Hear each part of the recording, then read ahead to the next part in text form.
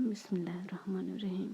سورہ تغابن آیت نمبر 11 سے 13 میں اللہ پاک فرماتا ہے، کوئی مصیبت نازل نہیں ہوتی مگر اللہ کے حکم سے، اور جو شخص اللہ پر ایمان لاتا ہے وہ اس کے دل کو ہدایت دیتا ہے، اور اللہ ہر چیز سے باخبر ہے۔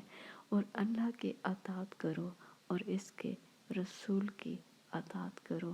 اگر تم منہ پھیر لوگے تو ہمارے پیغمبر کے ذمے تو صرف پیغام کا کھول کھول کر پہنچا دینا ہے۔